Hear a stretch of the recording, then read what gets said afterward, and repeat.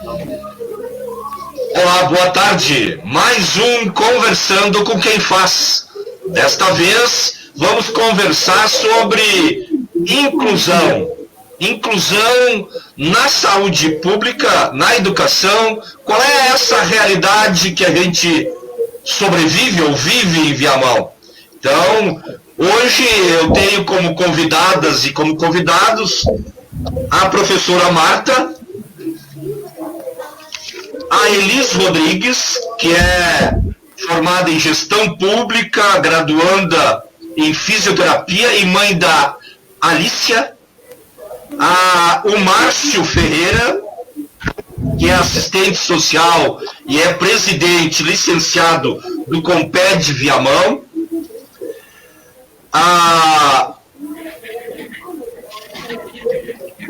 o Rafael, que é tesoureiro da Amave, é isto? E a Márcia Rodrigues, que é professora também, e é professora de educação física. Então, é um prazer recebê-los e recebê-las na nossa sala virtual. Eu sou o Itamar Santos, estou licenciado do Conselho Estadual de Saúde, onde eu exercia a função de vice-presidente, e também licenciado da Prefeitura Municipal de Viamão, onde eu trabalho como auxiliar administrativo da Secretaria Municipal da Fazenda. Já fui vereador aqui na cidade, já fui diretor de saúde e conselheiro tutelar. É um prazer recebê-los, e para o Márcio se recordar de mim. Márcio, eu sou um jovem senhor de 58 anos, pouco cabelo, esse cabelo que ainda me resta é grisalho, barba grisalha, e com esse vozeirão, que se tiver muito alto, vocês me digam para mim dar uma baixadinha, porque daí eu baixo aqui o microfone. Certo, gente? É um prazer recebê-los. Elis, vou seguir aqui na ordem que está aparecendo no meu vídeo, tá? Certo. Elis, é um prazer te reencontrar depois de tanto tempo. Um prazer é meu, fico grata pelo convite, por ter lembrado de mim depois de tanto tempo, do nosso primeiro encontro, do nosso segundo encontro, então ter esquecido um pouquinho da minha história e está hoje me dando a oportunidade de falar um pouquinho mais a respeito. Eu sou Elis Rodrigues, eu sou a mãe da Alicia, uma criança com deficiência, que teve um diagnóstico de doença rara aos 7 meses de idade. Hoje ela tem 7 anos, vive super bem em casa, com toda a assistência que nós conseguimos, com muita luta, buscar através do município para ela. Ela tem diagnóstico de uma doença que hoje está muito em evidência, mas na época não se ouvia falar muito. Ela tem atrofia muscular espinhal do tipo 1, é uma doença grave, degenerativa. Ela é dependente de ventilação mecânica 24 horas por dia, precisa de uma equipe multidisciplinar especializada em doenças neuromusculares para atender ela, fazer essa assistência. Hoje a gente deu um passo muito grande, em conseguir essas coisas que ela precisa, mas a caminhada ainda é bem longa e foi muito difícil chegar até aqui. No decorrer da live eu vou contando para vocês como é que foi a caminhada. Hoje eu sou gestora pública por formação, faço especialização em saúde pública, em qualidade de vida, em políticas públicas municipais, fisioterapia, mas antes de tudo eu sou a mãe da Alicia. Eu só entrei nessa vida pública e acadêmica por ela, para poder garantir os direitos dela e poder expor a minha opinião, que muitas vezes, tu tendo ciência do que tu está falando, se tu não tiver com um diploma na mão, a tua palavra não é válida para nada, infelizmente, nessa situação. Então, eu sempre me apresento, antes de tudo, eu sou a mãe da Alicia e depois a profissional que seguiu em decorrência da patologia de base dela. Era isso. Eu sou, para o nosso colega entender, eu sou uma mulher branca, cabelos longos, preto e muito falante. Era isso. Muito obrigado, viu, Elis? Márcia Rodrigues. Olá, boa tarde. Agradeço o convite também, Tamar. Eu sou uma mulher branca, cabelo mexe a boca, estou sentada de um sofá cinza, com uma blusa marrom. Atrás de mim tem uma parede de tijolos à vista, assim, e aparece 2 pontinhas de quadro que estão na parede. Bem, eu sou professora de educação física, então, moradora de Viamão desde a infância, mas sou professora da rede municipal de Porto Alegre. Trabalho há mais de 12 anos em uma escola especial, na Restinga Nova, e, bom, ao longo da eu vou falando sobre o meu dia a dia e aí vou falando um pouco mais da minha formação. Professora Marta, a Martinha, assim que eu te conheço. Boa tarde a todos, também agradeço o convite, porque é uma oportunidade muito boa de nós fazermos chegar às pessoas os seus direitos, né? E eu sou uma professora que atuei no município vários anos, depois tive a minha própria escolinha de educação infantil por 18 anos, e a qual eu acabei parando os meus trabalhos em função de que meu falecido marido, apresentou uma doença chamada esclerose lateral amiotrófica, que é uma doença rara, a Elis deve te conhecer também, assim como a da filha dela, e foi bem difícil a caminhada, exatamente por essa falta de inclusão e fazer com que chegasse os conhecimentos, né, até a maioria das pessoas. Atualmente, eu estou em casa, aposentada, e atuo, assim que eu posso, como voluntária da Arela, que é a Associação Regional dos Portadores de ELA, que é a sigla da esclerose lateral amiotrófica. Eu sou branca, com os cabelos castanhos claros, tenho 59 anos, e moro em Viamão também, desde 1 ano de idade. Obrigado, Marta. Rafael. Boa tarde, obrigado pelo convite. Eu represento a AMAV, que é a Associação de Pais e Amigos da Pessoa com Autismo. Sou pai de gêmeos autistas, eles têm 10 anos. Já passei pela diretoria da PAI de Viamão. Fui convidado a participar do Comped, mas não com direito a assento, mas sim como apenas participante. À época, o Márcio era o presidente do Comped, e eu milito dentro da questão da inclusão do autismo desde 2010, 2011, a partir do diagnóstico dos meus filhos. Eu comecei a buscar, né, informações sobre a questão da inclusão dentro da cidade de Viamão. Encontrei muitas coisas, conheci muitas pessoas, conheci pessoas boas, conheci pessoas não muito boas. Então, no decorrer da conversa, eu quero explicar um pouco mais sobre isso. Eu sou branco, cabelo castanho, tenho 37 anos, sou morador desde que nasci, de Viamão, e sou formado pelo Senai em Tecnologias Finais do Gás. Comecei a graduação em Serviço Social e pretendo futuramente lutar pela inclusão em Viamão, né, de forma geral, para todas as dificuldades e as necessidades especiais das pessoas. Então, é isso dentro da minha humilde trajetória, é o que eu tenho, por enquanto, para dizer e para ajudar no coletivo. Muito obrigado. Muito obrigado, Rafael. Márcio.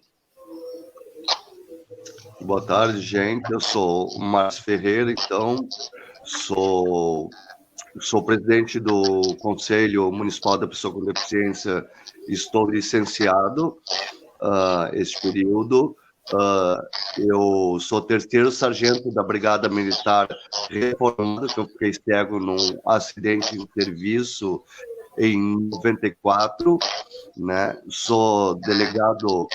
Fui delegado estadual da assistência social e ocupo um assento no Conselho Estadual da Pessoa com Deficiência, o qual também estou licenciado.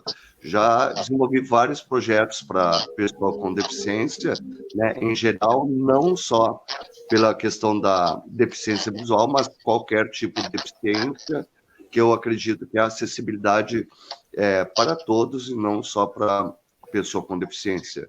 Desenvolvi vários trabalhos e principalmente aqui em Viamão, né, eu sou um filho regresso de Viamão, eu já morei aqui muito tempo, né, meus pais moraram e eu acabei voltando para cá em 2015, morar na cidade de Viamão. E ao longo da conversa aí nós vamos falando mais sobre.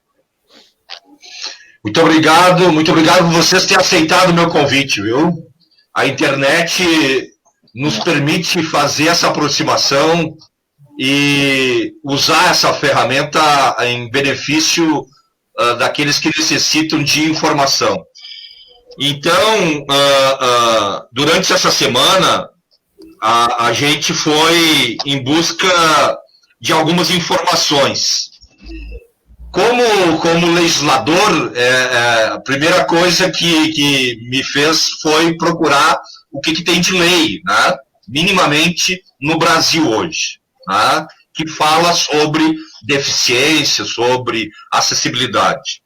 Então, as principais são aí o que institui a Lei Brasileira de Inclusão da Pessoa com Deficiência, que é o Estatuto da Pessoa com Deficiência, é a Lei 13.146 de 2015, só em 2015 que se teve um estatuto. Nós temos também o ECA, né, que é a Lei 8069 de 1990, que garante à criança e ao adolescente direitos como pessoa, e a LDB, né, e a Lei 13.409, que é a Lei das Cotas, né, e aí o Márcio falou na sua apresentação sobre esta questão, né, que termina agora em 22. Né, a Lei das Cotas foi criada com data de permanência. Então, esse debate não é meramente, eu não quero transformar a nossa conversa meramente legalista, mas muito da experiência que a gente tem na vida, né?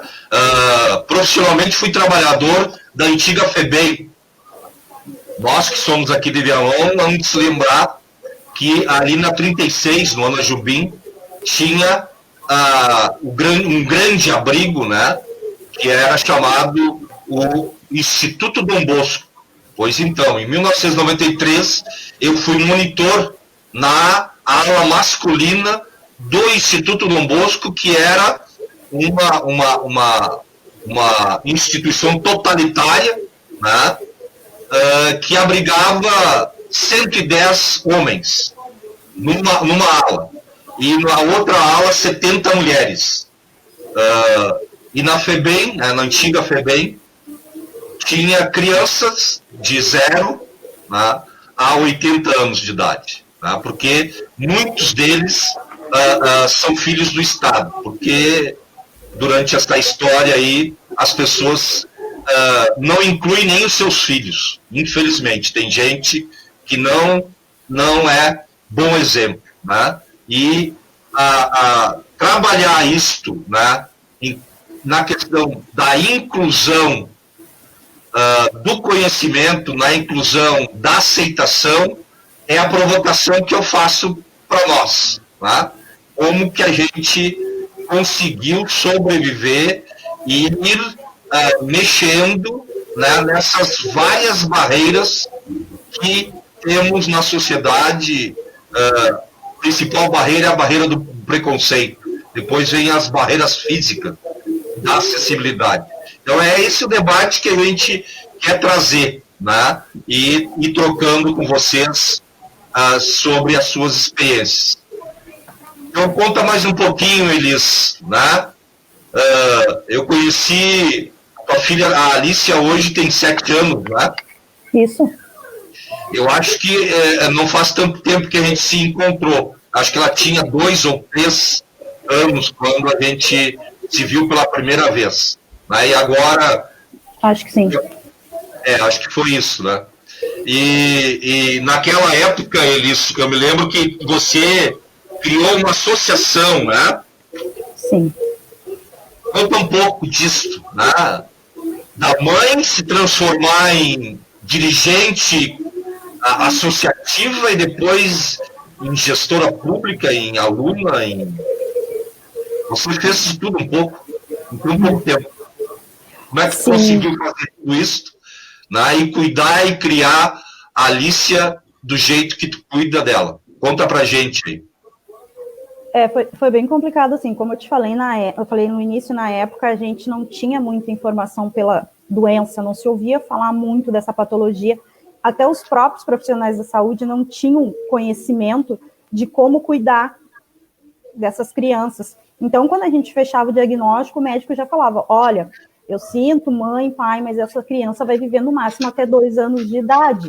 Não tem o que a gente possa fazer. O que a gente pode fazer são cuidados paliativos para que a gente prolongue a vida dela. Então, a partir daí, eu comecei a pesquisar. Pesquisei muito crianças fora do país que tinham essa patologia e fui vindo de fora para dentro. A partir dali, eu comecei a pesquisar casos mais próximos de mim, não tão próximos, mas do Rio de Janeiro, São Paulo, outros estados. E aí acabei descobrindo que existia uma minoria de profissionais da saúde formados fora do país e que já atuavam aqui, cuidando dessas pessoas com esse diagnóstico. Então, o primeiro passo eu já tinha, então eu tinha que elaborar alguma estratégia para poder trazer essas pessoas para perto de mim, para que eu pudesse ter essa informação de como cuidar melhor da Alicia.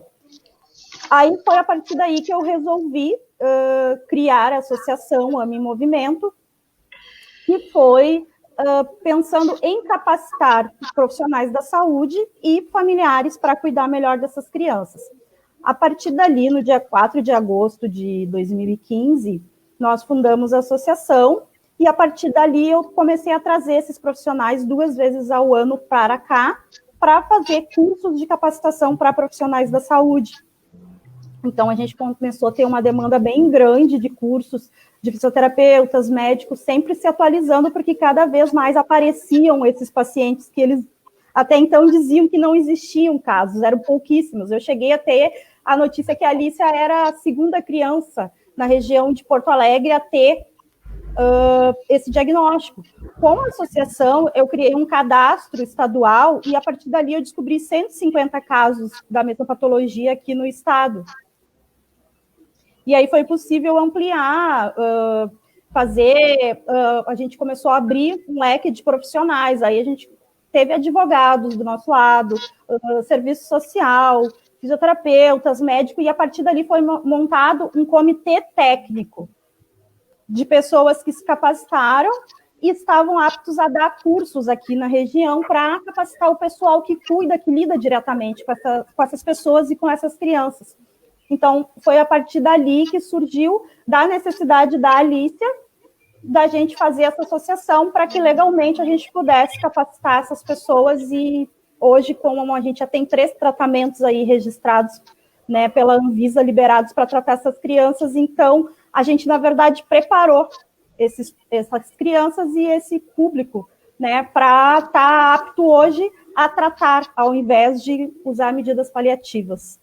Foi uma caminhada bem longa, mas que valeu muito. O ganho foram muito bom. Hoje a Alicia ainda não faz tratamento medicamentoso, a gente não chegou nessa fase ainda, mas ela é uma criança super saudável, dentro das limitações dela, super inteligente, tem um cognitivo preservado, interage, é incluída em tudo na família, não é aquela criança que fica restrita ao leito, que fica... Não, ela está sempre, inclusive agora está ali do meu ladinho me olhando falar.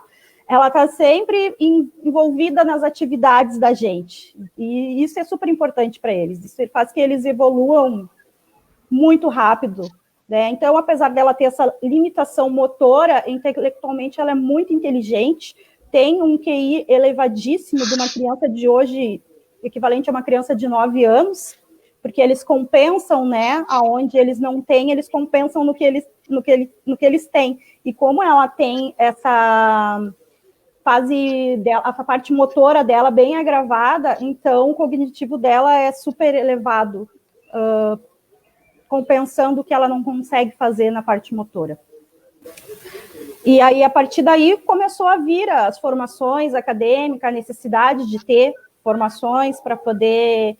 Porque eu não quis me limitar à parte de associação, eu sou muito curiosa, então eu queria questionar, intervir na parte de procedimentos também de saúde, o que é certo, o que é errado, o que é indicado, e a partir dali surgiu a necessidade de cursar uma faculdade de saúde, que veio após a necessidade de saber, de estar por dentro das leis e dos direitos, então tudo foi um segmento que veio, foi uma necessidade que foi vindo, né, uma atrás da outra. Sempre tem essas necessidades, eu acredito que isso não tem limitação, né, nesse sentido, porque tudo evolui muito rápido e a gente tem que estar sempre preparado para acompanhar nesse sentido. É isso, Elis, por enquanto? Isso aí. Agora, quando a Elis começou a contar, né, e olhando vocês aqui, Márcia, eu vou te deixar por último. Tá? Eu acredito que você, junto com a Marta, são as professoras, né? Quem fornece um dos direitos. Né? Então, eu queria que vocês duas ouvissem as histórias para a gente depois ir montando, claro, né, o que nós podemos fazer, né, para ter uma conectividade aí no que a Elis está contando, o que o Rafael vai contar, entenderam? Então pode ser assim, né? Sim. Porque a Marta também tem uma história para contar que junta, né? A Marta viveu as duas experiências, mas vamos ver o Rafael, hein, Rafael? A Elis falou do diagnóstico, eu quero te provocar isto. Como que foi e como que é ter gêmeos, como tu tem, né? E se tu só tem os gêmeos? Abre o microfone. Abre o microfone. Tá. Agora sim. Isso. Eu tenho só os gêmeos.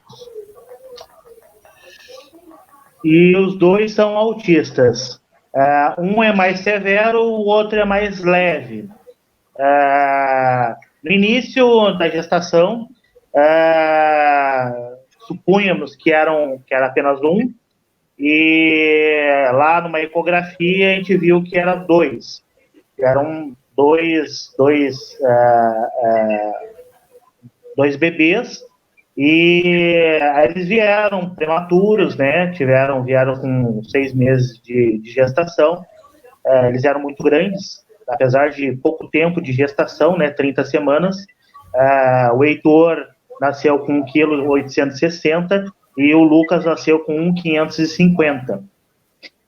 Então, apesar de pouco tempo de gestação, eles nasceram enormes. Aí vieram para casa, tiveram passaram 31 dias na UTI infantil, né, na neonatal, mas até então eles tiveram um desenvolvimento normal, e aí ali entre 3 anos e 4 anos, de 2 para 3, a gente começou a ver a ausência da fala, e aí começamos a ir em busca do que poderia estar atrasando a fala, porque até então eu tinha mais ou menos um cronograma de desenvolvimento da criança, e eu tinha mais ou menos uma noção. A mãe dos meus filhos já foi era mãe de primeira viagem, mas eu já tinha um pouco mais de experiência, porque eu tive outros relacionamentos e que tive contato com outras crianças, né? Ajudei a criar uma menina que hoje tem 18 anos. Então, aí eu não fui eu não tive eu tive um pouco mais de experiência do que a mãe dos meus filhos. E aí foi indo, e aí eu comecei a buscar informações, e aí foi numa consulta com o neuropediatra, pelo plano de saúde, que ele disse assim, olha, pode ser autismo, mas vamos pesquisar. E aí a gente fez todos os procedimentos, e aí a gente fez uma avaliação com uma equipe multidisciplinar, e aí foi fechado o diagnóstico do autismo, né? E aí o autismo, a gente entra dentro de uma questão de início, né? De recusa, né? De não aceitar o diagnóstico, assim, não a gente vai conseguir, é uma suspeita, não vamos botar eles dentro de uma redoma. Aí o tempo foi passando, aí a gente entrou na questão das terapias, né? Terapia ocupacional, fonoaudiologia, terapias comportamentais, e a gente foi em busca disso, porque o plano não oferecia, a gente foi em busca do público, né? E aí, dentro da rede pública, não existe. Aí, a gente entrou numa fila de espera na APAE, e a fila de espera levou 3 anos para a gente entrar na APAE. E a gente só conseguiu entrar na APAE pela imposição da idade, que eles entraram com 6 anos na APAE, porque já era um período escolar. E aí a escola que a gente matriculou da rede pública, municipal, não teve condições de aceitar eles, porque usavam fraldas, não tinha acontecido desfraude, eles não falavam, e não existia uma infraestrutura para acolher essas crianças. Passou, a gente foi para a PAI, eu fui convidado a participar da direção da PAI, e ali eu comecei a buscar informações na prefeitura, da FADERGS,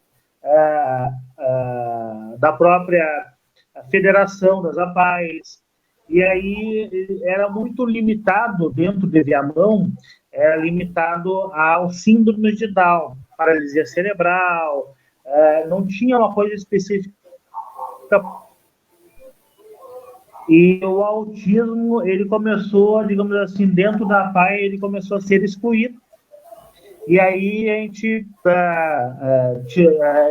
trocamos eles e levamos eles para a rede pública, porque foi implantado as salas que eles chamam de sala de recursos, ou sala de inclusão, em algumas escolas.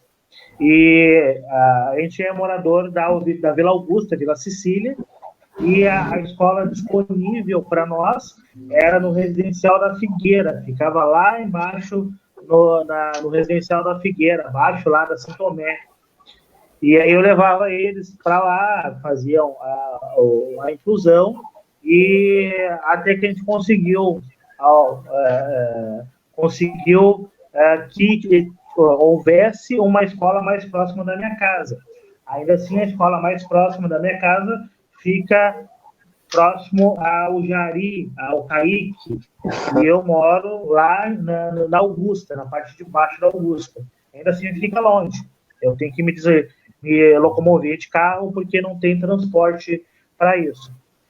E aí, essa foi a minha caminhada, né, dentro do autismo.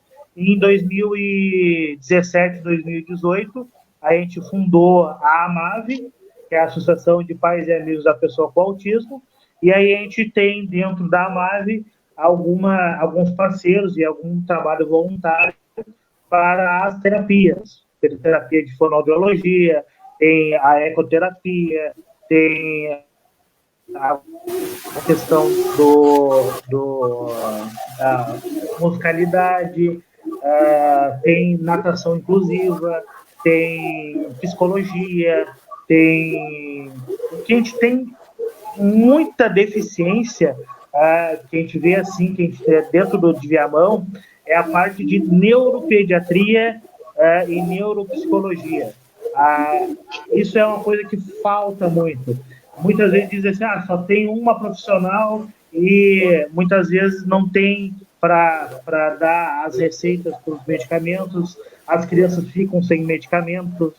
E outra dificuldade que a gente tem também é, aí já com a receita na mão, a gente tem a dificuldade que a gente chega no posto da 44, não tem o medicamento. E aí, outra dificuldade que a gente tem é que a receita só vale 30 dias. Às vezes a gente leva 60 dias para uma consulta, o médico dá a receita, não tem o medicamento no posto, e a receita vence, e aí a gente não consegue o medicamento porque a receita está vencida. Isso é uma das nossas maiores dificuldades. Isso é pouquíssimo daquilo que a gente tem outras dificuldades, tem outros entraves. Eu vejo que depois que dentro do Compred, né, a gente conseguiu buscar mais informações, conseguimos, a gente buscou ajuda do Ministério Público, e aí foi indo e a gente conseguiu, hoje a gente, digamos assim, a gente está 60% do que nós estávamos em 2017, que a gente estava com 0%, em relação à inclusão do autista dentro da cidade de Viamão. Hoje a gente já tem a gente já sabe mais ou menos o caminho, a gente já busca o aconselhamento dentro do CRAS, a gente já busca melhorias.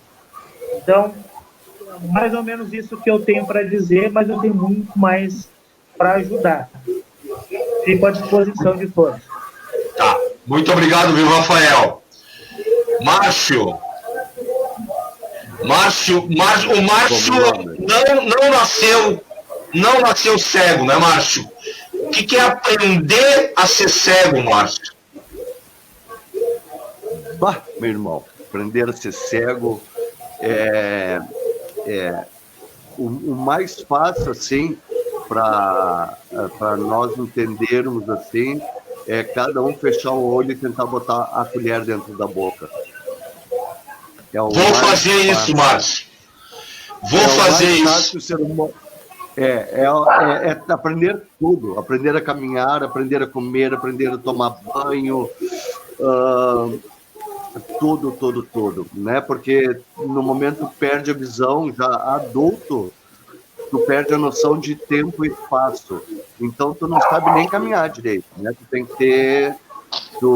tem que perceber, o cérebro tem que começar a reconhecer novamente que existe um chão debaixo dos teus pés para ter confiança a caminhar, né? E aí, falando de inclusão, né? E a inclusão atitudinal, eu fui aprender a ser cego e aprender o meu desenvolvimento, aprender a cozinhar, a arrumar uma casa, com uma criança de 3 anos, que era o meu filho, né? O meu filho ele tinha 3 anos, ele me auxiliou muito, assim, né? Não existia nem leitura, nem comunicação, transcrição. Ele pegava minha mão, assim, encostava na tela e me dizia o que estava acontecendo naquela televisão, o que estava acontecendo, as cores, os bonequinhos dele lá, tal.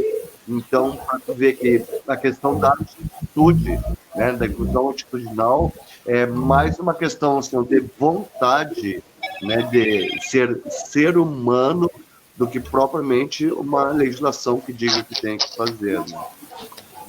Foi muito complicado ter perdido a visão. Eu perdi a visão numa ocorrência policial, né? Eu levei uma costelada no olho, acabei perdendo a visão de ambos os olhos, né? Me reabilitar no Centro Luiz Braille, que existia na época. Em 97, eu acabei sendo presidente do Grêmio Estudantil, Em 2001, eu comecei a fazer serviço social. E aí começou outra luta, né? Que conseguir me incluir dentro de uma faculdade que não tinha nada para cegos. E aí foi uma longa história de tentativa de inclusão dentro da faculdade, porque eu tinha que virar, tinha que fazer as provas todas orais, porque não tinha um professor. Às vezes era mandado, eles iam passar um vídeo e mandavam, simplesmente eu chegava na faculdade e eles mandavam eu embora, né? Me formei, trabalhei em alguns locais, na FASC, na questão da deficiência, né? Trabalhei no BPC Trabalho, na FASC, na Casa Lar de Cego Idoso, e depois vim para Viamão aqui, tratado por uma empresa privada. E comecei meu trabalho de inclusão aqui em Viamão. E não foi fácil, foi um pontapé inicial, assim. Tu te lembra do Monte Alegre, né, que eu fazia os grupos, né? E não foi fácil, assim, porque hoje nós temos uma cidade com a ideia, que passam a ideia de inclusão e que é inclusiva, e nós temos uma cidade totalmente excludente. Eu posso falar isso, eu trabalho na prefeitura como contratado, né? A inclusão, quem faz para mim sou eu, né? Eu não tenho nada de inclusão. Eu que levo meus programas, eu que levo meu computador, eu que faço a adaptação dos meus relatórios, né? O Rafa, que me acompanha bastante, o Rafa, ele diz que é um agregado lá do conselho. Não, o Rafa é um assessor, um assessor que eu peguei para mim em particular lá para me ajudar no Comped, né? O Rafa que me ajuda muito no Comped, porque tudo que eu necessito eu passo para ele, né? E ideias, trocamos muitas ideias. O Rafa, nós nos conhecemos, eu acho que em 2019, né? Pelo conselho mesmo. Então, a cidade pinta uma situação de inclusão, né, que de fato não existe. Uma inclusão na saúde, uma inclusão na educação, que é uma briga do conselho, assim, diariamente, a questão da inclusão nas escolas, né? Desculpe, Rafa, em falar, mas, por exemplo, o Rafa tem os 2 filhos autistas ali, tem que largar o carro num local inapropriado, levar as crianças, fechar o carro, largar as crianças, ele larga uma, como ele estava me explicando esse dia. Eu pego uma, largo a outra sai correndo, a outra não sei o quê, e aí não tem ninguém para ajudar, não tem ninguém para auxiliar, não tem local próprio para largar seu carro. O certo seria largar dentro da escola para as crianças descerem com segurança, ninguém quer segurança, né? Então, nós temos uma cidade assim, como eu sempre digo, né? Nós falamos de inclusão, mas tudo trabalha para exclusão. Eu vivencio essa questão da exclusão 24 horas dentro da cidade, né? 24 horas dentro da saúde, 24 horas dentro da assistência social, da educação. É muito complicado na cidade, muito complicado ser deficiente, né? Eu sei que estamos caminhando na questão da inclusão, né? Caminhamos, são leis novas aí, como você falou, o Estatuto aí de 2010, 2013, né? Estamos já recém caminhando, mas é muito difícil a deficiência dentro de Viamão. Enquanto nós temos aí cidades avançadas, né? Curitiba, Santa Catarina, até Porto Alegre já está mais alinhado do que Viamão. Obrigado, Márcio, muito obrigado. Martinha, professora Martinha. Pois é, ouvindo os relatos de vocês, eu voltei no tempo agora, porque eu fui professora na Escola Municipal Alberto Santos Dumont, aqui em Viamão, e as meninas da FEBEM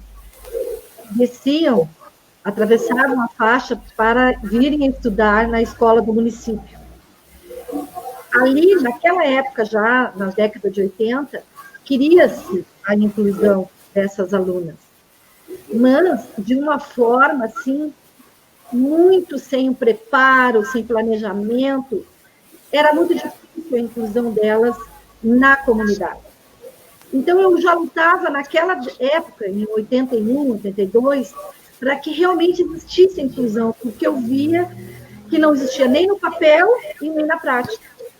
E voltando ao que o Rafael falou, ao Márcio, eu senti na pele isso, de ver nos olhos dos meus alunos aquela falta que realmente eles não estavam sendo respeitados nos seus direitos como ser humano. E foi ali que eu comecei a mudar métodos de ensino, e enfrentei direções, e tive sérios problemas com isso, porque eu havia lá, naquela época, a necessidade de uma verdadeira inclusão. O tempo passou, eu continuei trabalhando mais ou menos nessa área, abri a minha própria escolinha, né, Escola de Educação Infantil de Girassol, e o que aconteceu? Aos poucos, vieram pais e mãezinhas à procura de vagas para alunos autistas. Por quê? Porque eles não conseguiam, eles ouviam muitos nãos. Em cada porta que eles batiam, eles ouviam nãos. Ah, a minha escola não está preparada. Não, teu filho não pode estudar aqui. Ah, e em outro local, a mesma coisa. O que aconteceu? Essas crianças ficavam em casa, tipo o que aconteceu com os filhos do Rafael, até os 6 anos. Isso não precisa ser assim. Isso tem que ser mudado. A criança autista, se ela for trabalhada desde cedo, gente, eles nos ensinam muito. É uma grata e maravilhosa experiência conviver com autistas. E com todas as crianças que têm alguma deficiência ou alguma doença rara, é maravilhoso. Vocês não querem saber o quanto isso eleva nós como seres humanos. É um aprendizado constante, diário. Então, o que aconteceu?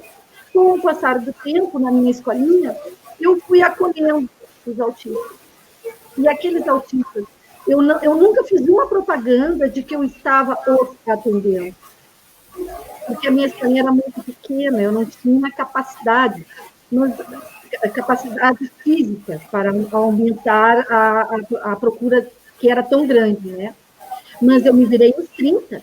Eu nunca disse um não para uma mãezinha, exatamente por saber o que a Elis passa, né? O que os filhos do Rafael, o Rafael, a esposa dele, os filhos passam, e assim muitos outros. Então, é isso que eu lutei e continuo lutando da minha maneira, aos pouquinhos, para que mude. O estatuto está aí, mas tem que sair do papel, tem que ser na prática. Essas mudanças têm que ter políticas públicas para que isso melhore. E como que nós vamos fazer isso? As políticas públicas são atuantes, né? Então, isso é uma reflexão que nós todos temos que fazer. E com essa minha experiência que eu tive também com uma doença neurodegenerativa, a barra foi igual. Eu saí da área de educação e enfrentei a mesma problemática na área da saúde. Por quê? Porque eles não têm uma maneira de inclusão realmente. É muito difícil. Porque a Elis passou, eu também passei. Porque meu marido, eu tive que levar em vários neurologistas, eu tive que levar em vários... Porque eles não vão para casa porque não tem cura. É uma doença incurável, a esclerose lateral amiotrófica, assim como algumas outras. Mas existem formas de nós darmos qualidade de vida para essas pessoas. Somos todos iguais. Não precisava nem existir essa palavra inclusão. Nós somos seres humanos iguais, fazendo parte de um mesmo planeta chamado Terra. E eu não entendo como que as políticas públicas não são atuantes de uma forma que isso pare. Tem que parar. Tem que começar a ser mais atuante, porque ninguém precisa sofrer, né, desta maneira. E assim eu tenho feito aos pouquinhos, né? E acredito que todos vocês estão nessa mesma luta. O Itamar está aí, levantando uma bandeira em cada live que ele faz. Eu admiro muito. Eu tenho professoras professores que trabalham a educação especial, tipo o meu filho é um professor de educação infantil e tem vários alunos especiais, e o dia a dia dele é também assim, é difícil, é penoso, mas é gratificante. Então, eu acredito assim, que as pessoas precisavam se mobilizar mais, nós precisávamos nos unir mais para que a nossa voz seja escutada. Não é mesmo, pessoal?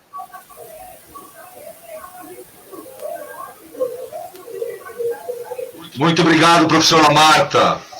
Carolina Passos, a Janaína Bert está assistindo aí a nossa live. Muito obrigado aí pela participação e demais pessoas que estão aí na nossa sala. Márcia, o que deu para a gente perceber que falta muita coisa. Na cidade de Viamão falta Viamão falta tudo. Muita coisa. Viamão é uma cidade excludente. Eu estava aqui ouvindo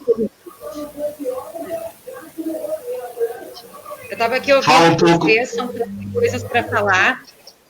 Antes de eu falar do meu trabalho, em primeiro lugar, eu queria dizer que eu sou uma grande admiradora dos pais. Como eu trabalho numa escola especial, né, trabalho muito com os pais, e eu sou uma grande admiradora. Sou mãe também, né, a força dos pais é que mobiliza, é que faz as coisas acontecerem. Então, assim, parabéns, Elis, parabéns, Rafael, em primeiro lugar, dizer isso. Aos familiares, a Marta como familiar, né, na situação do esposo.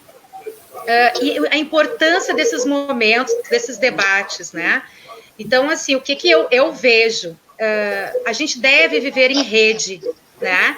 Educação e saúde não associados, mas são a mesma coisa quando a gente fala das pessoas com deficiência. Então, é importante a gente pensar em todas essas leis que você citaste no início, né, da live, existem para ter com que a pessoa com deficiência tenha o mesmo direito das pessoas ditas normais, né, das pessoas na Constituição de 1988, né? Então, existe uma Constituição que garante a todo cidadão o direito à saúde, à educação, à moradia. Então, existem todos esses estatutos e essas outras leis idosos para que as pessoas com deficiência, para que as crianças e os adolescentes, eles tenham esses direitos garantidos, que são os direitos do cidadão.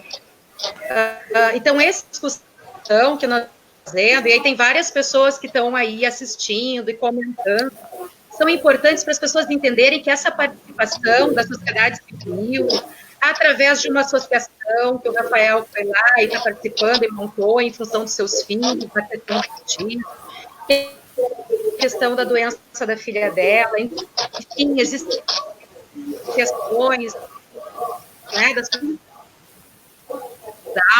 outras doenças,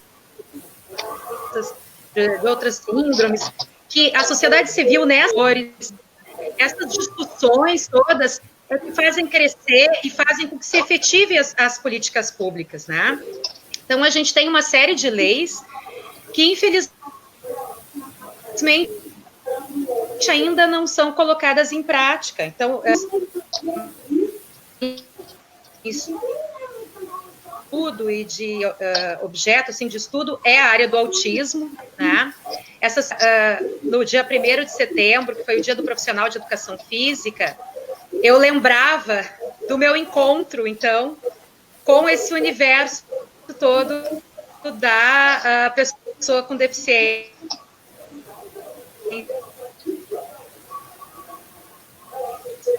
Trancou aqui para mim. Deu uma travada. Deu uma travadinha. Repete de novo. Estão me ouvindo bem? Então, eu lembrava desse meu encontro, né, com as pessoas com deficiência. Eu trabalhei 9 anos na escola, no Estela Maris, aí no centro de Viamão. Vocês devem conhecer a escola Estela Maris, né? E aí lá eu fui professora de educação física, era professora do grupo de danças. E naquela época, né, eu trabalhei lá até 2008, quando eu entrei na prefeitura de Porto Alegre, eu não tinha contato nenhum, a gente não tinha aluno na escola. E aí, quando eu cheguei para com a prefeitura, de surpresa, só tinha vaga em uma escola especial, 40 horas. E eu disse, olha, eu não tenho experiência, né? Eu trabalhei. E aí a pessoa lá da secretaria disse, não tem problema, né? A gente precisa de uma professora de educação física. Então eu fui até a escola que eu trabalho até hoje, e eu não esqueço daquele primeiro dia, quando escola, que eu cheguei, era o horário do recreio das crianças, e a diretora da escola, a diretora, na verdade, está no pátio para conhecer as crianças, né? E eu fiquei simplesmente, ao mesmo tempo que encantada, eu fiquei apavorada. Eu disse, meu Deus, como que eu vou fazer o meu trabalho agora, né? E aí, como eu sempre faço, já trabalhei em diferentes níveis de ensino, já trabalhei em academias, já trabalhei em escolas de dança, enfim, vou construir o meu trabalho, vou estudar, então, né? Fui estudar para trabalhar com pessoas com deficiência. E aí, nesses anos todos, então, eu venho construindo o meu trabalho, e não tinha como deixar a dança de fora. Eu tenho até, na escola, eu tenho um grupo de danças também, na escola especial, e percebi, ao longo desses anos, o número crescente de pessoas com transtorno do espectro do autismo, né? Um número crescente de crianças na escola especial. E aí o interesse foi, não foi nem o interesse, foi um encantamento. Eu simplesmente amo de... E o estudo foi me levando para outros caminhos. Enfim, hoje, com a pandemia, né, com o isolamento social, eu decidi colocar em prática um projeto antigo. Então, eu tenho um canal no YouTube que se chama Corpo e Autismo, onde lá eu falo um pouco do meu trabalho, eu coloco as pesquisas que eu vou, enfim, estudando, né, a respeito de atividades físicas, de movimento, de exercício e autismo, e simplesmente é encantador esse trabalho, né? Então, o que eu queria dizer, para concluir, não ficar muito longo, né, que como eu trabalho em Porto Alegre, e toda a minha vivência, meu conhecimento é na da educação em Porto Alegre, eu sempre tive muita curiosidade aqui por Viamão. Então, eu sempre estive ligada, conheço professoras da rede municipal e perguntando, e aí, como é que anda a inclusão lá em Viamão, das pessoas com autismo e tal. Então, bem como o Rafael narrou, é mais ou menos o que eu tenho formação também, né? Hoje a gente tem 3 escolas, digamos, núcleos, né, que eles atendem aí as pessoas com autismo. Então, assim, a questão de Viamão, eu vejo, assim, tá num processo, né? Mas ainda consegue cumprir a lei, né? Em relação, pelo menos, com autismo, eu percebi que não consegue cumprir a lei. Isso é lamentável, né? Mas não é, Viamão não é uma exceção. Os municípios também não cumprem a lei. E tem toda a questão, como o Márcio colocou, né? A questão arquitetônica, né? A questão de acessibilidade física. A gente não tem passeio em Viamão, né? Que é calçada. Não existe. A maior parte das nossas vilas, a gente tem que ver a nossa realidade. Nós temos uma população muito carente, que vive em vilas, com famílias numerosas, em casas pequenas, onde as crianças não têm espaço para brincar, elas têm que brincar na rua, sem nenhuma segurança, não tem parques, não tem praças, não tem lugares para essas crianças brincarem adequados, né? Isso é uma outra questão. Então, é um caminho muito longo. A gente tem que pensar, assim, que Viamão está nem engatinhando ainda, né? E a gente tem que ver os bons exemplos, né? Existem lugares que vocês já citaram, por um lugar, né? Essa questão arquitetônica que tem digamos, uma boa... As pessoas podem ter um bom deslocamento pela cidade, né? Florianópolis também está caminhando para isso. Porto Alegre, só nas áreas nobres. Então, a gente tem que ver o nosso município aqui. Acho que um caminho são essas discussões, com certeza. E vamos conversando.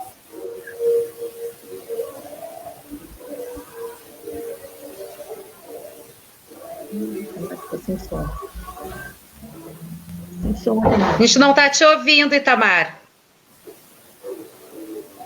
Ó, viu? Eu esqueço de ligar o microfone. Não, é só... Eu estava dizendo que era para o Márcio virar o telefone dele para o lado direito dele.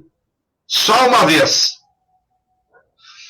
E enquanto o Márcio arruma lá o telefone, né, para ficar bonito no vídeo, eu queria, dessa primeira rodada, fazer um apanhado do que vocês falaram. A questão do diagnóstico, diagnóstico inicial, né, ou antecipar esse diagnóstico é um problema. A falta de profissionais para cuidar, né, nós não temos cuidado. A questão da capacitação desses profissionais, a questão do cadastramento, não há um cadastro, então, em saúde, isso a gente chama de subnotificação. Então, isso transpassa, né, do consultório médico. Porque chega no consultório e morre no consultório, porque não há uma notificação. Né? E essa questão do diagnóstico, eu vejo isso, porque quem não é técnico, aí aquilo que a Elis fala é verdade, né? Tu não ser técnico, tu não consegue dizer nada para o técnico. Né? Olha, eu acho que o meu filho está assim, eu acho que o meu aluno está assim. Né? Então, essa capacitação dos profissionais que trabalham com a inclusão é necessário, esse cadastro, a questão do aceitamento, né, a inclusão, nós temos um debate, uma luta permanente que é a inclusão versus preconceito, né? As pessoas já olham de um jeito diferente. A questão do acesso e da acessibilidade, né? Se eu não tenho capacitação profissional, se eu não tenho vaga na escola, e aí a Janaína, que é professora, né, e eu vou mandar um beijão para ela, no estado temos salas de AAE, deve ser a sigla que vocês tratam, né, em algumas escolas, e nossas colegas que atuam nestas salas atendem duas ou três escolas nas suas 40 horas. Será que dá para fazer um trabalho legal assim? Com qualidade? Ela questiona. Né? E aí, quando a Janaína fala isso, quando eu ouço a Márcia contar que teve que estudar para trabalhar, aí eu digo assim, ó, nós estamos vivendo uma proposta de reforma administrativa do governo bolsonarista, que vai acabar com o serviço público. E aí tem gente que entra no discurso, no senso comum, que funcionário público é marajá. A Márcia desmistifica isto, dando esse depoimento. Né? Aí, quando o Rafael diz que falta neuropediatra, eu te pergunto, Rafael, depois quando tu falar, tu responde. É a doutora... Era uma doutora neuropediatra, esqueci o nome dela, mas acho que eu já vi ela na saúde, eu conheço ela. Depois tu me dá o nome dela, que agora me falhou a memória. Então, falta técnicos dentro da saúde para atender e para compor a equipe.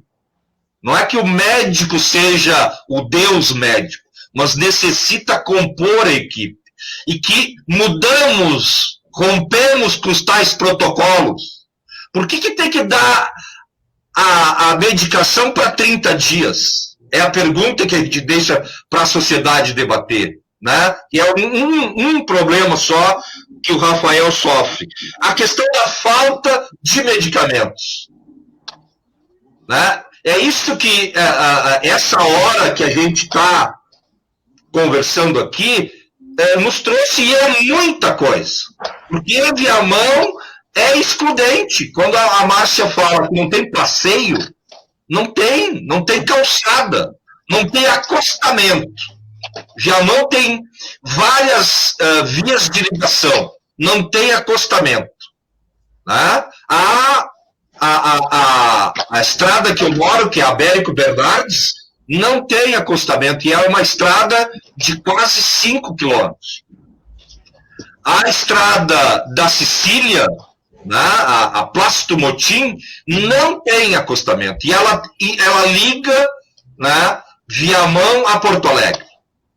A outra avenida grande, a Avenida Liberdade, na Santa Isabel, poucos são os seus acostamentos, e quando tem é irregular, né? Porque a Liberdade, quase que a sua totalidade é uma lomba, ou desce ou sobe, né? E aí, se você sai desses eixos rodoviários, você entra nas ruas, o calçamento, quando há calçamento, é de pedra irregular. Eu fico imaginando como é que o cadeirante circula na cidade de Viamão.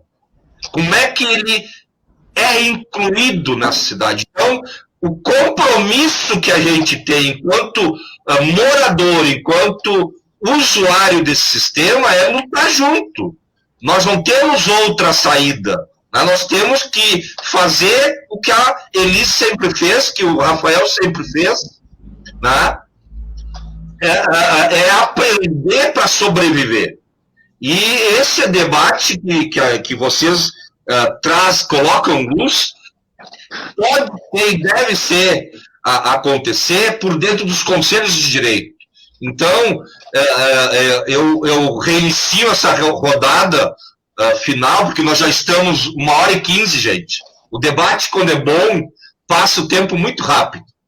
E ele nos diz que ele não pode ter tempo para terminá-lo. Esse debate é permanente. Né? Então, eu já quero, antes que eu me esqueça, agradecer a existência de vocês, né? Das trabalhadoras, das mães, dos pais e dos lutadores pela inclusão. E quero me somar com vocês e ser uma ferramenta de estar reunindo, de estar dando voz para quem muitas vezes não tem voz nessa cidade. Então, eu vou começar pelo Rafael, tá? Fala um pouco mais dessa questão aí da falta de medicamentos, Rafael. Tá, a questão, eu gostaria até de esclarecer, as receitas, elas têm validade de 30 dias, e se o médico bota a data ali do dia da consulta, ela vale por 30 dias, só que muitas vezes a gente chega no posto de medicação especial, não tem o medicamento. Por que essa receita perde validade? Será que o diagnóstico perde validade em 30 dias? Por que essa receita não pode valer por 90 dias? Por que essa receita não pode valer? Será que o que o médico botou ali não tem validade por mais de 30 dias? Esse é o que eu vejo assim, a maior dificuldade não só da minha classe, né, que são as pessoas com autismo, mas todas as pessoas que têm necessidade de medicação especial. Por exemplo, a Elis deve pegar algum medicamento na farmácia de especial. Elis, pega algum medicamento na farmácia? Sim, pego dieta integral mensalmente. Tá, e não sei se te perguntaram que a receita, se a receita não tiver dentro dos 30 dias, tu não pode pegar. O meu é feito semestralmente. Sim, é. O que se torna muito engraçado é que eles fazem a licitação para compra quando acaba os 6 meses. Aí a criança fica 2 meses sem receber dieta, daí, né? Sem comer, se for esperar por eles até sair a licitação para a próxima compra. Isso ocorre 2 vezes ao ano. Então, a gente já tem que se programar financeiramente para fazer a compra dessas dietas 2 vezes ao ano, porque já sabemos que fevereiro e meio do ano vamos ficar sem dieta por 2 meses. Então, assim, eu acho que são pequenos detalhes administrativos, burocráticos, que a gente pode, ou como Conselho Municipal da Pessoa com Deficiência, a gente pode requerir isso de uma forma simplificada. Eu acho que a burocracia, essa burocracia do sistema público faz com que a população, de modo geral, se volte contra o servidor público. Não por causa, não pelo servidor, mas pela burocracia do serviço público. Eu acho que são pequenos detalhes que a gente tem que visualizar para poder ter um serviço de qualidade. Outra coisa, em relação à inclusão das pessoas com deficiência física, por exemplo, que nem o Itamar falou sobre a questão dos cadeirantes, né? A gente tem um grande problema que é o transporte. A gente tem um monopólio da empresa Viamão, em que ela tem 20% da frota de ônibus com cadeira adaptada, e sendo que a gente tem uma população de pessoas com algum tipo de deficiência muito maior do que essa demanda oferecida, né? Então, eu vejo pequenos detalhes, tanto do serviço público delegado, quanto do serviço público direto da Prefeitura Municipal. Então, a Prefeitura poderia fazer essa intermediação de buscar melhorias de qualidade, buscar melhorias na qualidade do atendimento, tanto do serviço público direto, quanto do serviço público delegado. Gostaria que alguém pudesse colaborar. Agradeço Obrigado, senhor Itamar. Viu, Rafael? A Carolina Passos me relembrou aqui, ó. Doutora Natália Paxco, acho que é isso o sobrenome. Né? A doutora Natália, ela está há quase 20 anos, se não é mais de 20 anos, na Prefeitura de Viamão. Ela entrou num concurso público, enquanto a gente era diretor de saúde naquela secretaria. E quando vocês falam sobre a falta dos prazos, né? A Elis, que é gestora pública de saúde, sabe que esse é um problema de gestão. Tá? Você não prevê as compras dos teus insumos, é o beabá da gestão pública. Tá? E aí você, para ter uma gestão pública que seja mais próxima da realidade e da capacidade, da qualidade, você tem que conhecer o seu território. Né? E aí a notificação da doença em Viamão, ela tem que ser top 10, em todo lugar. Se você não souber aonde estão os doentes dessa cidade e o que eles necessitam, não vai ter insumo. Então, esta é uma questão basilar, né, básica, né, da gestão pública. É inadmissível faltar dieta para paciente, né, que tem essa alimentação. É inadmissível faltar, eu vou dar um nome aqui que me veio à cabeça agora, porque trabalhei muito com saúde mental.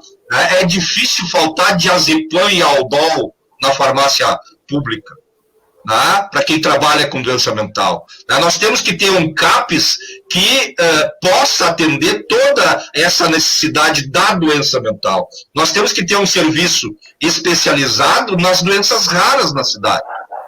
Então, e esta questão é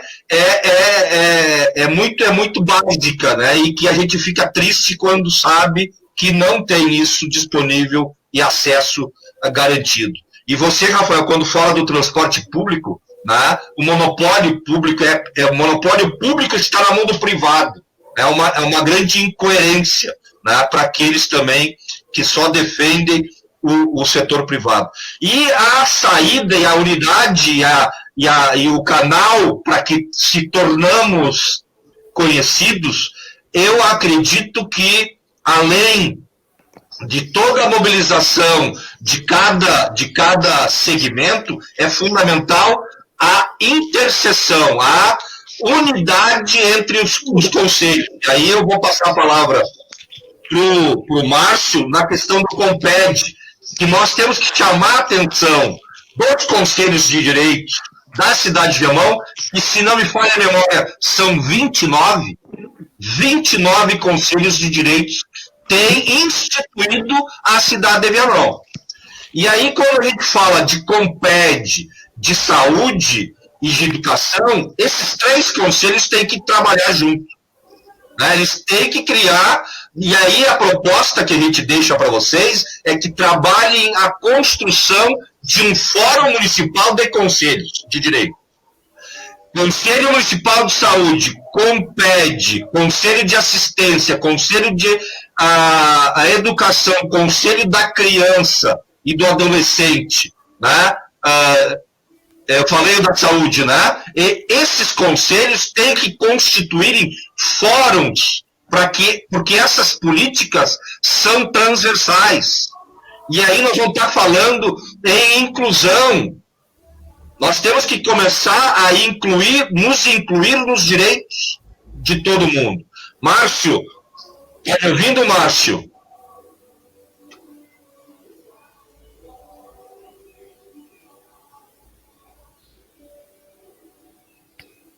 Vamos ver se o Márcio consegue. Acho que ele ficou sem bateria. Ele tinha botado no chat aqui, que ele está com pouca bateria. Porque congelou a imagem do Márcio, né? Então... o Márcio não, era o Rafael que ficou sem bateria. O Rafael caiu, isso mesmo. Ei, Márcio, tu tá nos ouvindo?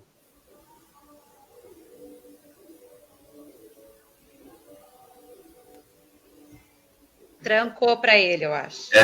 Trancou.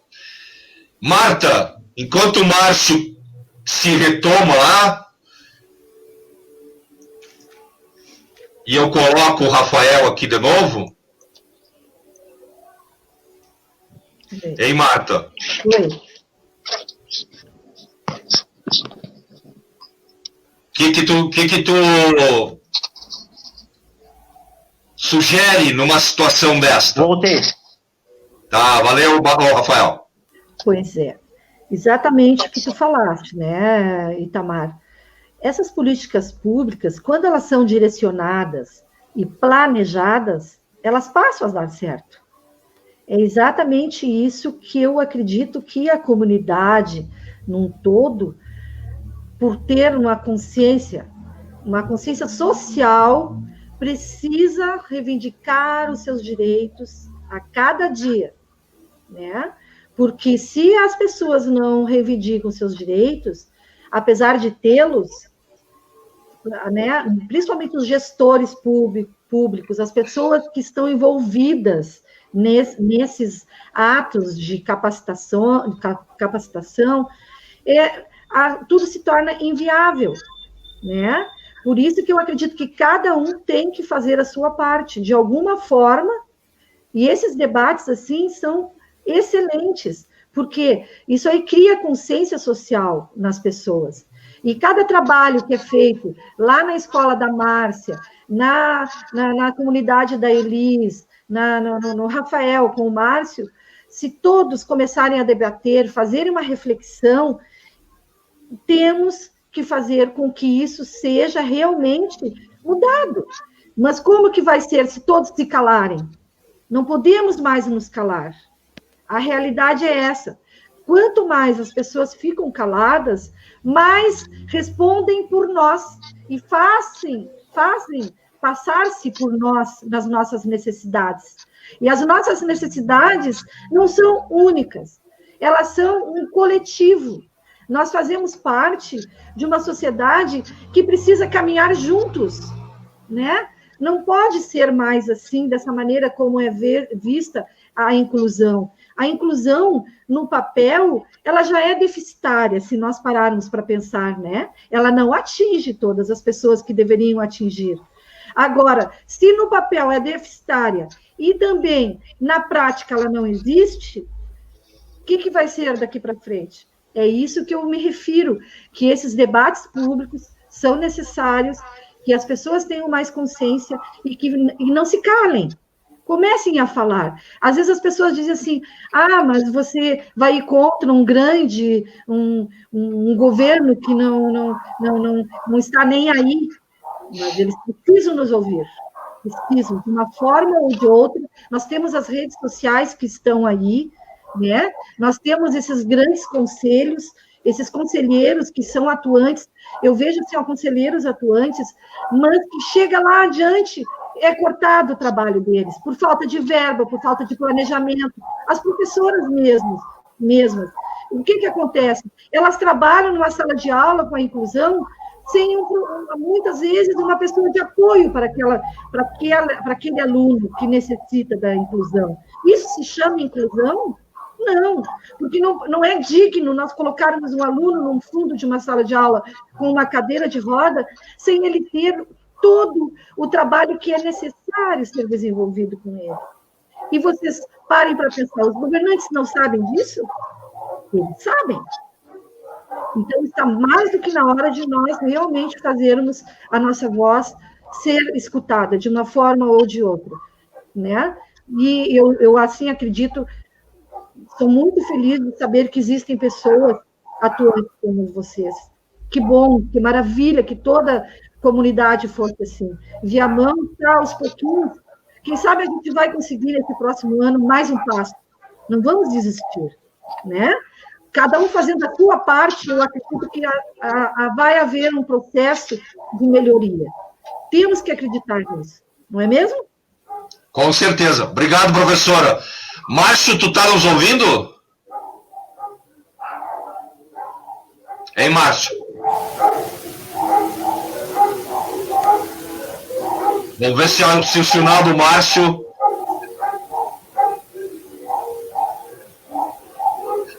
Ele está tentando. A gente ouve o ambiente, não ouve ele.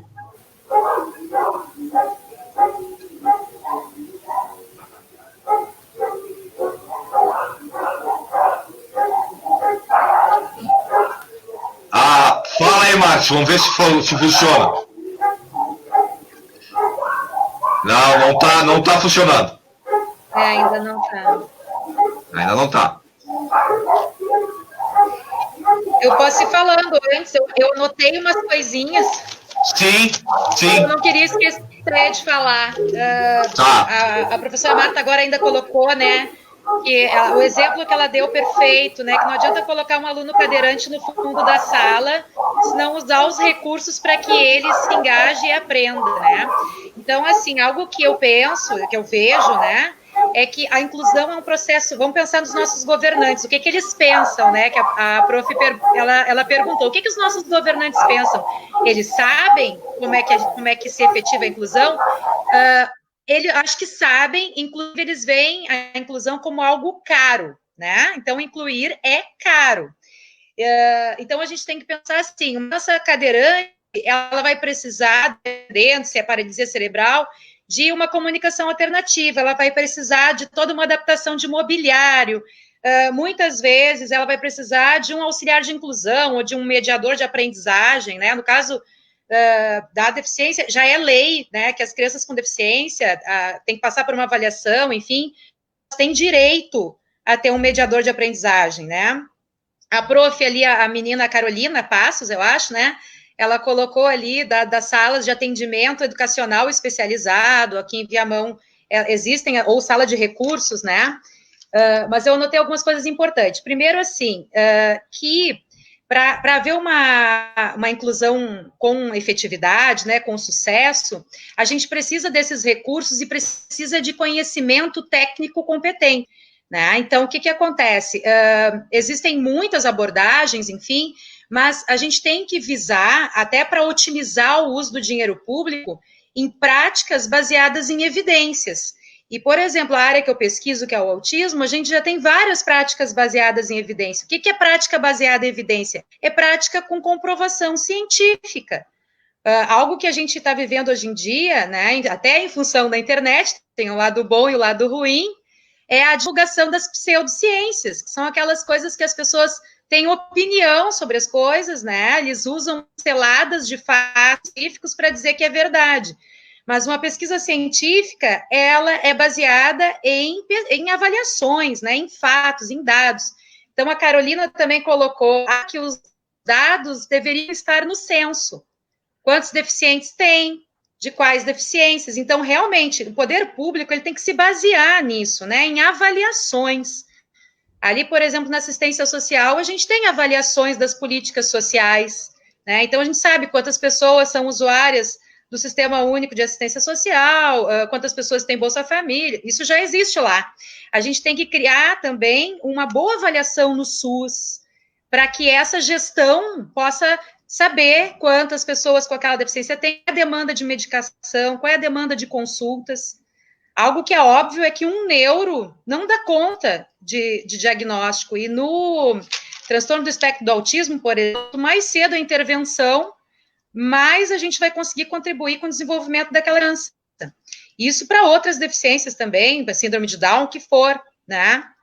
Então, precisa ter mais profissionais, não só neuropediatras, mas também fisioterapeutas, mas também terapeutas ocupacionais, fonoaudiólogos, enfim, né, toda a ordem de terapeutas que, por exemplo, no autismo a gente sabe, o que se sabe é que as terapias é o que ajuda, né, o que ajuda realmente são as terapias. E realmente, assim, financiar terapias que tenham comprovação científica, porque daí a gente sabe que vai dar certo, né, que vai contribuir, que vai ajudar. Outro aspecto importante também é o BPC, né,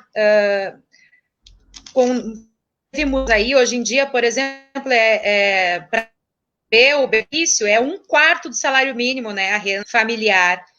Poxa, a gente sabe que o poder público não cobre terapias, e aí só dá o PPC para pessoas com famílias com rendas de 1/4 do salário mínimo, que a gente sabe que não cobre essas despesas, né? Então, é algo de se pensar também. As pessoas sempre dizem, o pobre brasileiro, ele gosta de receber benefício, né? A gente escuta muito isso lá na escola, que é como se os pais das pessoas com deficiência escolhessem isso para a vida deles. Mas não, a gente sabe que muitos pais não conseguem trabalhar, não têm condições de trabalhar e dar conta dessa criança com deficiência. Muitas vezes são só as mães, porque os pais abandonam, a mãe fica sozinha cuidando do seu filho e precisa do benefício para sobreviver, né? E ainda, imagina, pagar todo o tratamento e todas as terapias. Então, são coisas para a gente pensar. De um serviço público de qualidade, uma capacitação, e a gente ter responsabilidade. Então, não é só na educação a gente ter salas de recursos ou polos, né, para atender as crianças, mas é também o secretário, por exemplo, de educação, ter responsabilidade sobre a capacitação desses professores. E não é capacitação motivacional, porque motivação, apesar do baixo salário, o professor tem de sobra. A gente vai atrás, mesmo sem recurso, a gente paga, faz pós-graduação, faz cursos, e com essa questão da pandemia, a gente teve muitos seminários online. Por exemplo, no autismo, nós tivemos N seminários online, mês de agosto, várias instituições deram bolsas de estudo para profissionais se capacitarem, né? Então, não é só o professor ter motivação para buscar a formação, mas o gestor ter responsabilidade sobre essa capacitação competente também, né? Desculpa, me alonguei.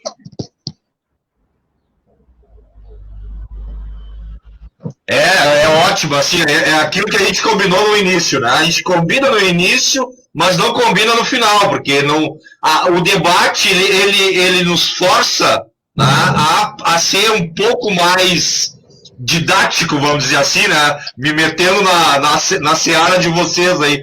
Mas, porque é necessário ouvir e é necessário falar. Então, eu queria agradecer a Carolina Passos, a Rosana Kosenko, a Janaína, a Helena, a Cláudia, a Suzana, que entraram aqui na nossa live, e todos aqueles outros que entraram, deram uma espiada, né? Nós estamos a 1h40 já, nós vamos fechar 2 horas de live. Eu acho sensacional, isso só comprova de que a ferramenta é necessária ser utilizada.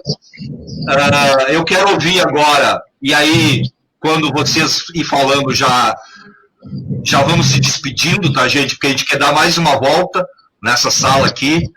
Eu queria ouvir a Elis. Eu vou abrir o microfone, teu microfone aqui, Elis, que o teu cachorrinho estava participando junto. Você fala um pouco mais aí de como é que é a tua vida, essa luta toda, né? E o que você conseguiu, além de garantir a vida da tua filha, que é a conquista maior, né? Em termos mais práticos aqui na vida na cidade, né? Acesso, né? Como tu conseguiu vencer isso?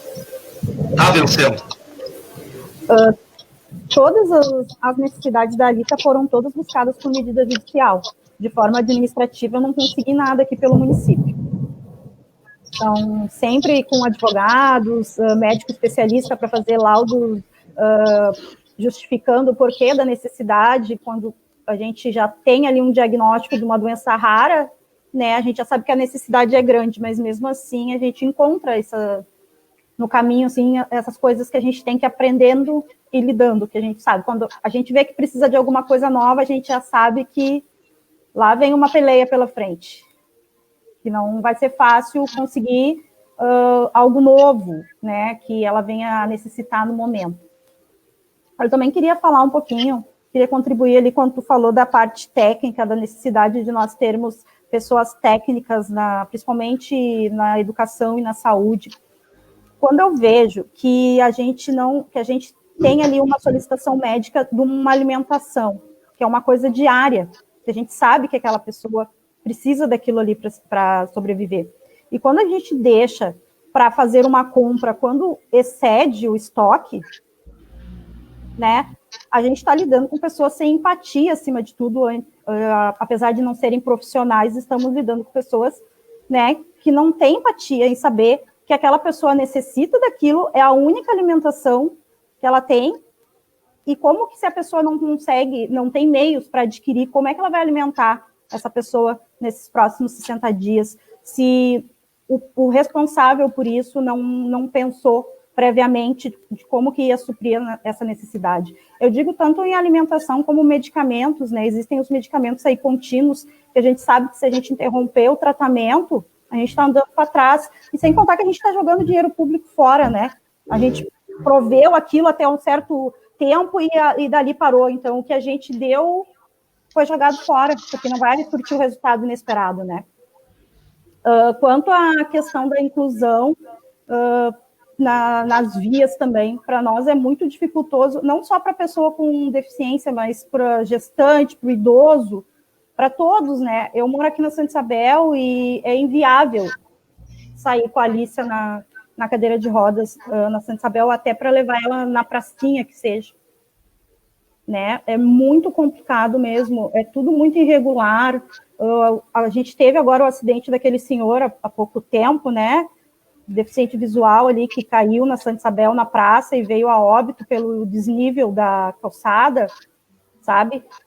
Após o óbito da pessoa, foi colocado as grades de proteção. Então, é necessário que aconteça uma atrocidade dessa para que a prefeitura enxergue, né? Não só uma pessoa com deficiência visual poderia ter caído ali, qualquer outra pessoa poderia ter caído ali naquela via, né?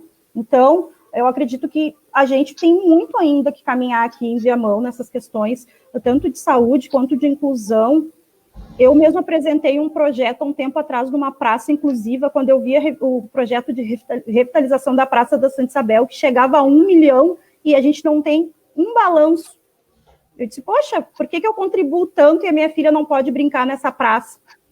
Entende? Foi necessário eu criar um projeto que até hoje não me deram nem retorno, se sim ou se não, se talvez, sabe? Para colocar 2 ou 3 balanços adaptados ali, naquela região, fazer toda uma fundamentação científica, com estudos, com leis, para nada, sabe? Então, eu fico pensando, será que tudo que a minha filha precisar eu vou ter que criar? Ninguém vai pensar nela, a não ser eu, sabe? É uma questão de empatia mesmo, eu vejo. diretamente isso que a gente aqui sente, não só eu, outras famílias também de pessoas com deficiência, né? É gritante o descaso, sabe? Eu não sei, Tamar, se tu lembra o nosso primeiro encontro lá no Conselho de Saúde. Eu cheguei até você por uma queixa tua de falta de isto. Você foi numa reunião do Conselho Municipal de Saúde para falar sobre a falta de medicamentos que você estava foi mais não grave. É isso? A Marta, como familiar de pessoa com doença rara também, deve saber da dependência ventilatória dessas pessoas, né? Eles precisam de equipamentos para respirar. O respirador da minha filha, ele é locado solidariamente pelo município e pelo estado. Chegou uma nota do montante de 6 meses de atraso do aluguel do equipamento pelas partes, e a empresa, então, notificou que seria retirado o equipamento, né? Então, sem esse equipamento, ela não sobrevive nem 10 minutos. Então, eu, já sem saber o que fazer, fui convidada a ir até o Conselho de Saúde na reunião para expor a situação, para ver se tinha alguém que pudesse me dar um auxílio naquela hora. Chegando lá, foi passado, me deram a fala para que eu explicasse o que a Alicia precisa e por que ela precisaria daquele ventilador, né, e qual era a importância e as demais terapias que ela não poderia ficar sem os cuidados de enfermagem, fisioterapia, essas coisas assim. Nessa reunião estava a atual secretária de saúde e algumas pessoas da sua assessoria. Naquela época era a Sandra Spirotto, não era? Ela mesma. Então, quando eu comecei a falar das necessidades que a minha filha tinha e que o município não me dava esse suporte, que algumas vezes foi até questionado por que eu não me mudava para outro lugar que tivesse mais acesso a ela, né, que é um absurdo ter que mudar da onde tu mora, né, por uma coisa que é assegurada por lei. Então, teve um momento que uma das assessoras da secretária falou que eu gostaria de ter atendimentos na minha casa para minha filha, porque era um luxo para mim, né? Era um luxo e um descanso para mim. Sabe, eu fiquei tão impactada com aquilo que eu não fiz outra coisa a não ser chorar. Eu não sei se tu lembra que eu comecei a chorar. Lembro. Porque aquilo ali, eu pensei, meu Deus, é uma doença rara. Nem o médico sabe lidar direito com isso, por que eu tenho que saber fazer todos esses cuidados e garantir direitos e assumir papéis que eu não estou capacitada para isso?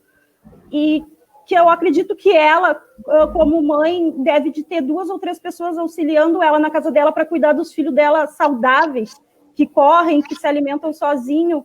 Por que eu sozinha tenho que cuidar de uma criança que precisa de uma vigilância 24 horas e todo o suporte que legalmente, no papel, ela tem direito e que estão negando para ela, e quando tu busca um auxílio no lugar que tu mora, que tu paga impostos, tu ouve uma atrocidade dessa, sabe? Aquele dia eu voltei para casa chorando muito, muito triste. Eu pensei realmente no momento em me mudar daqui mesmo, buscar outro lugar, mas no outro dia de manhã eu pensei, não, a partir de agora eu vou mudar o meu posicionamento, porque eu vi com quem eu estava lidando, sabe? Eu vi que ela não ia ter nada se eu não mudasse o meu posicionamento ali e passasse a falar com eles nos mesmos termos, porque eu vi que aquela pessoa que estava ali, ela não estava preparada para aquele cargo, ela não estava preparada para aquele momento, porque se ela fosse uma pessoa técnica, uma pessoa empática, o mínimo que ela falaria, ela iria se solidarizar com a minha situação. Não achar que uma necessidade que uma pessoa com uma doença rara tem enquanto viver fosse luxo, sabe? Porque a gente vive 24 horas com pessoas dentro da nossa casa, não é porque a gente quer, é pela necessidade da pessoa. A pessoa precisa de cuidados de enfermagem, precisa de fisioterapeuta, precisa de fonoaudiólogo, para que a gente consiga prosseguir vivendo bem. Então, isso não é luxo, é um direito e é uma necessidade da pessoa. Aqui em Viamão, a gente não tem uma acessibilidade de chegar a um fisioterapeuta não temos fonoaudiólogo à disposição, a não ser que a gente vá para a fila da APAE ou coisa e tal, que no meu caso não supre a necessidade da minha filha, ela necessita de um atendimento especializado, então esse atendimento básico para ela não é necessário. Então, infelizmente, é sempre assim, tudo buscando por medidas judiciais. E leva tempo, e a doença evolui rapidamente. E tempo é o que a gente não tem, né? E quando a gente compra alguma coisa para é tudo muito caro.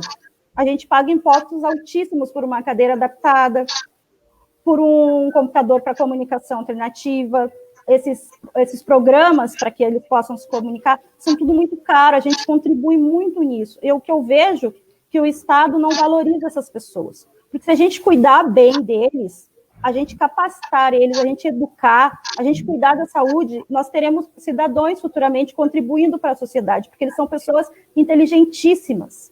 Eu acredito que se a gente mudar essa visão desde o início, isso é um investimento nessas pessoas, não é um custo elevado, como é visto, né? Esses tratamentos domiciliares, essas terapias que a gente necessita por muito tempo, isso é um investimento nessas pessoas, porque a gente tem pessoas inteligentes, com cognitivo preservado, elas têm necessidades motoras, como qualquer um de nós, saudável, possa vir a ter daqui a um tempo. Então, a gente vai ser descartado também, se a gente tiver um acidente, alguma coisa, e precisarmos de fisioterapia, precisarmos de todos esses cuidados que eles precisam na primeira infância. É essa a minha dúvida, o meu questionamento que fica.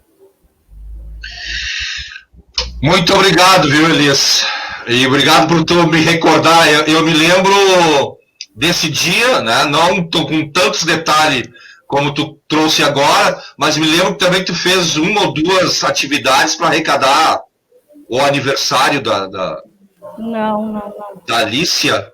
Não, foi para tentar pagar a fisioterapia domiciliar. Isso, então eu me lembro dessa parte mais festiva que tu usou da festa para conseguir angariar recursos. Isso. Então, por isso que eu nunca mais me esqueci de você, né? E nunca mais vou me esquecer do Márcio. Então, nunca mais vou me esquecer da Marta, da Márcia, porque a Marta e a Márcia eu conheço pela internet. Tá? Com vocês dois, eu convivi alguma parte, algum detalhe da nossa vida, a gente se cruzou. Então, esse conhecer, né, me faz relembrar e me faz ter permanente essa necessidade, né? E quando você vence essa etapa sozinha, né, isso fica, para mim, demonstrar para a sociedade que a cidade de Viamão tem que mudar, né? Ela tem que melhorar muito, ela tem que ser muito mais acessível. Márcio, tu tá nos ouvindo? A gente não consegue te ouvir, meu amigo. Quem sabe tu desliga a câmera aí, vamos ver. Se melhora a internet, a gente consegue te ouvir.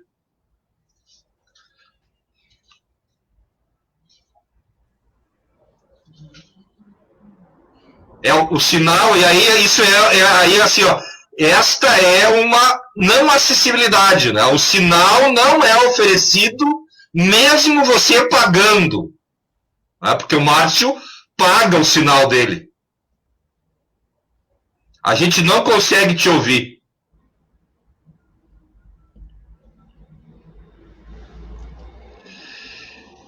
Eu queria só reforçar, né, mesmo a gente não podendo ouvir o Márcio, a necessidade de se construir na cidade de Viamão um fórum de conselhos. Né? Chamar, provocar, para que esses conselhos, que eu chamo de conselhos diretos, né, a inclusão, tenham momentos de poder trocar essa experiência entre si. Né? Isso é fundamental. E falando nisto, né, eu queria agradecer a vocês, né, por toda essa dificuldade que a gente tem de sinal, o tempo tá ruim, nós estamos no meio de uma pandemia. A Elis me disse antes, eu vivo sempre em isolamento social, né? ela pode dar aula para a gente de como ficar isolada, porque a sua filha requer isso, requer uma qualidade de vida muito melhor do que a nossa, né? Que somos os ditos normais, né? Que agora a gente vai ter que aprender a usar máscara. Por enquanto é a máscara de pano, daqui uns dias a máscara para filtrar o oxigênio. Porque o ataque ao meio ambiente é tamanho que nós vamos ter que usar logo. Fala aí de novo, Márcio, para ver se a gente te ouve.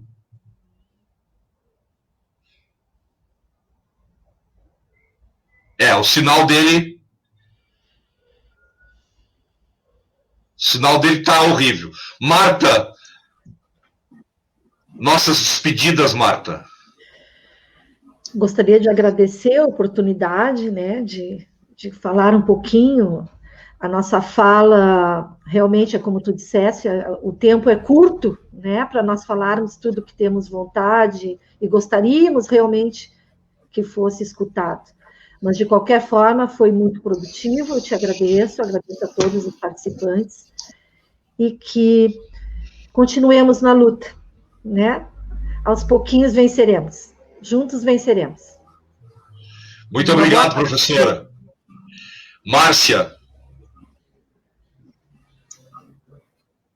Parabenizar os participantes pela luta. E tu disseste algo interessante, Tamar, porque nós, no isolamento social, a gente está vivendo, sentindo um pouquinho o que as pessoas com deficiência sentem, né? A gente quer sair, não pode, né? Então, claro que muito diferente, mas assim, para a gente ter um pouco essa noção do que é ter restrita a nossa liberdade, né?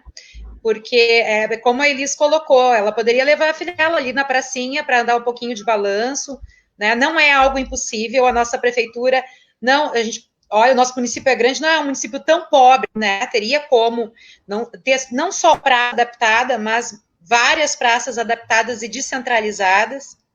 Mas, enfim, eu vou me despedindo, então.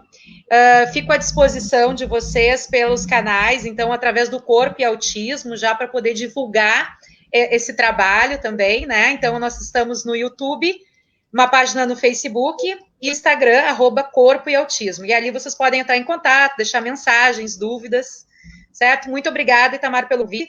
E sigam a população que se inteirar, sim, e se organizar. É isso aí, muito obrigado, viu, Márcia? Elis. Oi.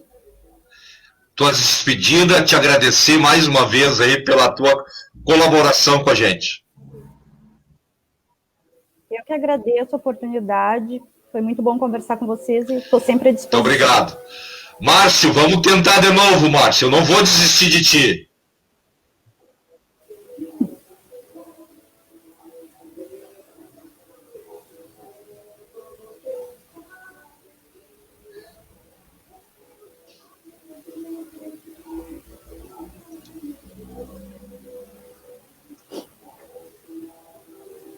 Agora ele abriu o áudio, ó. Tá aberto.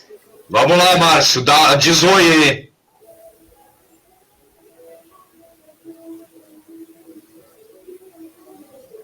A internet não está ajudando, Márcio. Mas eu quero te agradecer profundamente, meu amigo. A tua presença aqui nos deixa muito feliz, né? Saber que tu está resistindo, que tu está bem forte, né? E a gente vai conversar mais seguido. Vamos manter contato. E vamos reunir logo em seguida esses conselhos aí num grande fórum municipal aí para os direitos das pessoas, para o direito da humanidade, né? Nós temos que ser inclusivos com todos. Gente, muito obrigado. Ficou faltando um monte de coisa para a gente falar. Mas numa próxima, com certeza, a gente vai falar mais detalhadamente da questão mais técnica da educação. A escola tem que ser exclusiva ou inclusiva? Dá para ter as duas, não dá para ter as duas? Eu estou deixando isso para vocês pensar e provocar para uma próxima vez, né? Porque lá nos inícios da década de 90, se falava muito que a inclusão na educação passava pelo aluno com necessidades especiais, naquela época, necessidades especiais, tinha que estar na mesma sala de aula que os outros. Tá? Esse debate não está concluído, e uma hora a gente vai ter que falar só sobre educação, tá? Para a gente também poder estar discutindo com mais detalhes esse debate que é importante, que não foi concluído. Tá? E eu acredito que ele não pode ser concluído, ele tem que ser permanente, né? Desculpa, deixa eu te interromper. Oi. Eu convido também o pessoal aqui na comunidade Tristão Piraviana, que é a escola especial que eu trabalho. Ali tem o nosso trabalho também. É legal o pessoal conhecer lá a escola especial. Tem gente que tem muito preconceito com a escola especial, né? O Tristão é aquele perto da Ipiranga? Não, na Ipiranga é o Lígia Verbuck. O Tristão é na Restinga Nova. Eu levava as crianças da FEBEM ali, né, perto da Ipiranga. As da FEBEM. Trabalhaste com a Ziza, não trabalhou? Trabalhei. A Ziza trabalhou no Dom Bosco. Isso, foi minha colega no Tristão. Se aposentou, já continua na FEBEM. Isso, você viu? Essa vida ela é pequena, a gente se encontra. Tá? Mesmo pelas ligações de amizade, de coleguismo que a gente tem na vida aí. Gente, muito obrigado. Nós estamos fechando aqui 2 horas de conversa. Né? Obrigado por vocês terem ficado com a gente. Muito obrigado para aqueles que entraram na nossa live, deixaram, estão nos assistindo. Tá? Muito obrigado mesmo, e com certeza a gente vai estar conversando mais uma vez logo em seguida. Valeu e até uma próxima. Tchau, tchau. Tchau, boa tarde.